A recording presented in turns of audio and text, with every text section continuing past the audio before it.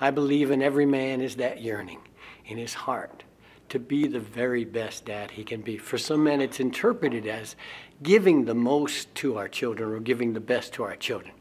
But in every dad is that yearning to be the best dad he can be. I always love to tell stories about my dads. I've had the honor and the pleasure of being in class with some really amazing dads over the years. And it's not an occasional experience, it's an every class experience. And so from my most recent class, which was this summer in the small city of Venice, we had a dad who is the father of 8 children. 7 children he and his wife have had together, and she had 1 child when they got together. And this dad really wanted to hone his fatherhood skills because the older children were moving quite into the teen years. And he was like a sponge. He got something out of, I used to say, a dad will come to the Nurturing Fathers program class and be impacted by thinking broadly over the 13 weeks. And now I say it, that a dad comes and every week that dad is going home with some adjustment to his relationship with his child or to his relationship with his partner that's making a difference. It was the delight when he was able to show up at graduation with 6 of those 8 children and share his commitment to his family. In that same class, so here was the young professional IT dad. In that same class was and I think one of the fathers that we're seeing more of is the dad who has older children in their 20s and now has a very young child, maybe a 2-year-old or a 3-year-old or a 4-year-old. And this dad had been a graduate out of other parenting programs in the community and was still seeking to learn more about being the best dad he could be.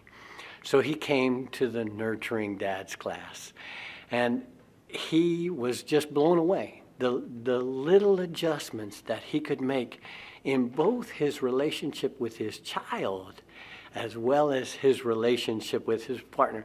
He told a story about the relating to feelings piece. He and his partner had been to a hearing for her children, his stepchildren, and it didn't go the way they had hoped. So what ordinarily on the long drive home from Fort Myers, which was about 2 hours away, on the long drive home where she would have just vented angrily for that entire drive, he was able to say, "You seem really upset by the way it turned out." And she shared her genuine sadness about how things had gone. And then they talked more about how things went that day, but it wasn't the angry venting that he had anticipated on the long drive home. That's the little adjustment of him being able to make himself emotionally available and really connect with her on a feeling level that allowed her to feel her genuine sadness and move into the next moment. As I said, it is every class where we see dads making these little adjustments. I describe it like the clicks on the combination to a safe. A dad can be just 2 clicks away from doors opening wide in his relationship with his children and with his partner. One of the fathers I'll bring up to the fatherhood panel on Monday is a dad who begged me to get into our class late last semester. I'm very reluctant to take a dad in late, but this father implored me. "I really need the support," he said, "and I'll come back and take the full class in the fall." So I let him in. Now, this is a father who's one of those fathers who has older children, and then he has a little one about 2 years old. And he was sharing with me in class this week about the impact of the class already in his relationship with his teen. That his teen daughter, now he's an older gentleman, a mature dad who has pretty worn out knees. And he's a prideful man and not too good with the self-nurturing yet. So he'll kind of work through it. And the way they tell he's working through it is he sweats profusely. And now his teen daughter, who's developing a greater sensitivity because of him making himself emotionally available to her, will now tap him out and say, "Dad, I can take care of the dishes. Why don't you go sit down?" That's huge. Hi, I'm Edwin Robinson. I'm proud to be a part of Nurturing Dads Initiative class number 17 here in Sarasota, Florida. And I'm proud to have served as a member of the facilitation team for the Nurturing Dads Initiative for 2 years plus here at Children First in Sarasota, Florida. I tell you, this class, this initiative, this program is absolutely amazing, but it's nothing like anything that's ever been experienced.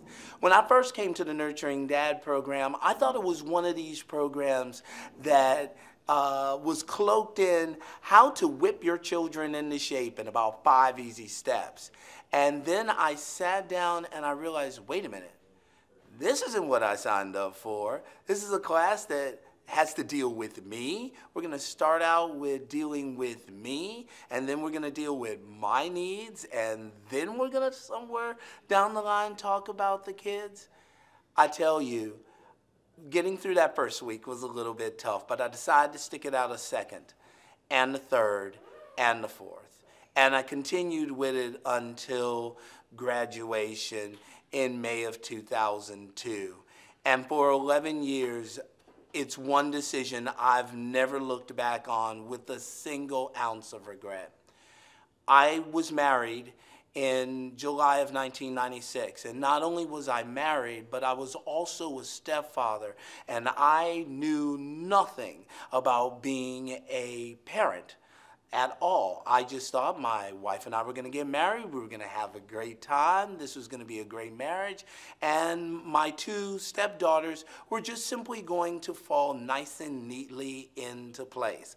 Oh, how wrong that decision was. I didn't really have a lot of role models. My father was a recovering addict. My stepfather was a great provider. He worked a lot, but he was absent for more of the teaching and the more emotional parts of fatherhood within my life. So I really had no role models to use and to work with. And I was learning fatherhood primarily by trial and error. That is not a good way to learn fatherhood. That's not a good way to learn much of anything. What this program did for me was it helped me deal with me first as a son and what I expected and what I needed as a son, and to not feel bad about that and to not feel guilty about that at all. And then as time progressed, it helped me deal with who I was as a man and the needs that I had, and the realization that if I wasn't meeting my own needs, I couldn't possibly meet the needs of my kids or my wife for that matter with any satisfaction. And then it gave me the skills to be a father, and not only understand the things that I needed to hear from my dad, but to actually turn the corner and speak the things that I needed to say to my daughters. It's one thing to be a graduate of the program. It's another thing to turn the corner again and serve as a facilitator for the program and watch men's lives change. Really, it was just so impactful to watch men's lives change. I have a great story as far as that goes. I had a gentleman in one of my classes who was an older dad who had an adult daughter. And they had been estranged for some period of time. And he thought that it might be a little too late to do the class. Well, he convinced himself to stay throughout the whole class. And one of the things that I asked him to do was, do the father I choose to be, and speak that to his adult daughter. And be honest, be real. and let her know what she can count on you for now.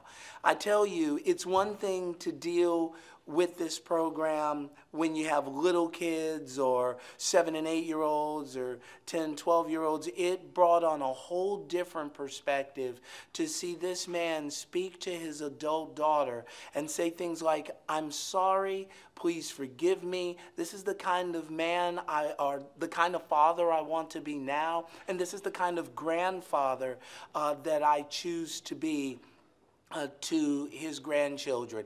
I promise you there was not a dry eye in the room, to include the daughter that he read it to. I'm so grateful that there are programs for women out there. I really am. But this program impacts the heart and the will of a man, and it impacts the heart of a father. And I want every dad to know that no matter where you come from, you could be here in Florida or in the Commonwealth of Massachusetts or clear around the world, I want guys to know that no matter how much things haven't gone right, this is your opportunity to step up and make things right.